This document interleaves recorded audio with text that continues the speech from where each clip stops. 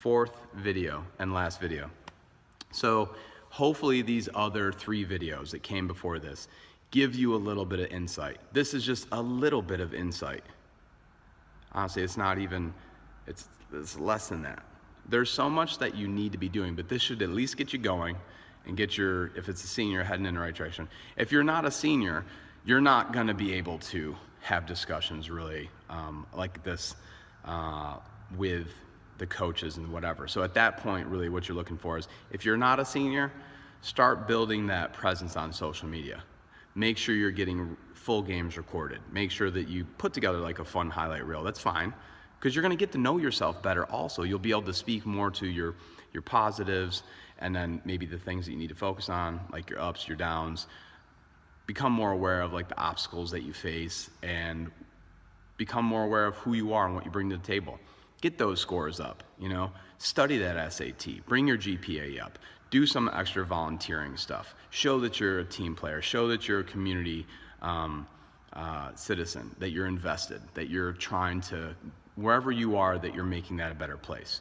You want to show that there's a value add in having you a part of a program and association, and honestly being invited into that coach's life. I mean, I still talk with my college coaches to this day, almost on a weekly basis often, and we still have great relationships, and they're great people.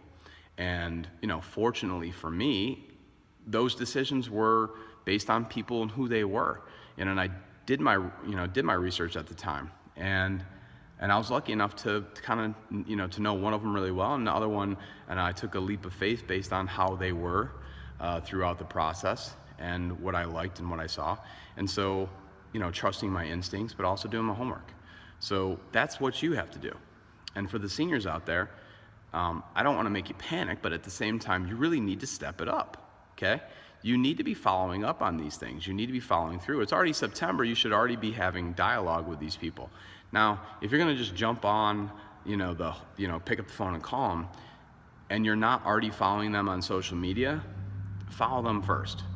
Follow them now. Don't wait. Don't wait till tomorrow. Follow them now, or follow the team's page now. If you don't do anything else, look at the 3 major ones where more of the coaches are. Look at Instagram, look at Twitter, and look at Facebook. They're all a little bit different. If you're a kid, you probably know why they're different and how they're different, so I don't need to explain that to you as an adult. But get on there, and then make sure, if you're already on there, make sure that you look like at least your history is a good representation of who you are. Make sure that when you're going and hitting like on other people's pages, you're not liking other things that are going to be a distraction for a player in college. Coaches aren't really looking for that, but they are looking for somebody who's social. They do want somebody who's going to interact with a team. So one of the things that a lot of the coaches worry about often, and this happens with a lot of Division I athletes, is they worry, is this person going to be able to connect with the rest of the team? Will they fit in socially? Will they become connected, or were they going to be sitting outside the circle? This can be an issue.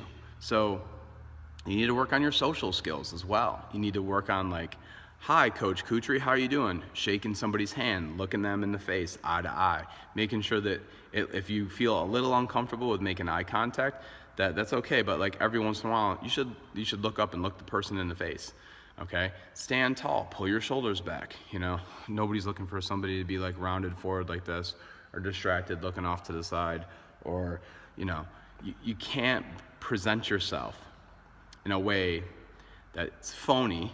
You also can't present yourself in a way that is, sad. And they're not looking for that, okay? They don't want to attract that to them, okay? That's what they try to get rid of. They try to get that off their team.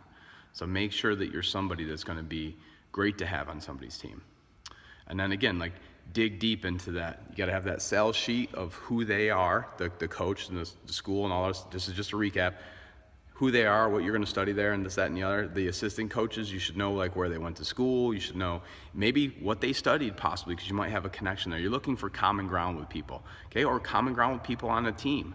Look through their roster. Like I said, is there somebody who looks like you, plays like you? Are they from your area? Did you play against them? Did you play on a travel team with them? Any of those things are super helpful.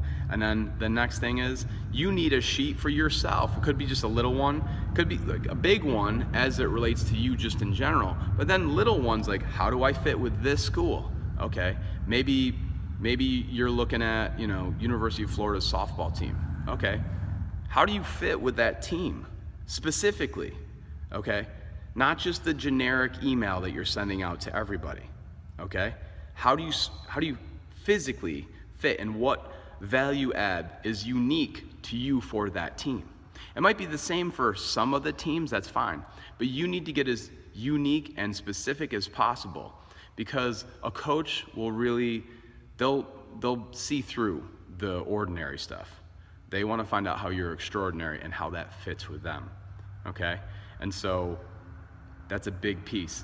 You have to know how to communicate. You have to know how to market yourself. You have to be a salesperson, because you're selling them on you. But don't sell unless you want to be, a part of that. So do the research. Don't just look for anybody. That's a bad way to go about things. Make sure that you're looking at places that are a fit for you, okay? And you can start with a big list, and you probably should, because there's a ton of schools out there. But pay attention to the geography. Are you going to be able to actually get there and check out the school? If they said, yeah, we don't have the money to fly you out, but if you can get down here and check it out, blah, blah, blah. Okay, can you get there? Is that like logistically, financially possible? So if they don't fly you for an official. There are plenty of places that we've had people get scholarships from that didn't take an official there. And there's plenty of people that took officials places that they didn't go to too. So you have to make sure that you are ready for all this stuff. And don't just rush into it. And if you're not being serious enough to take the time to prepare and do the research and to follow through with this in your senior year, then you're not serious about being a high-level Division I or Division II athlete. And again, like I said, you could get all academic money, and there's nothing wrong with that either.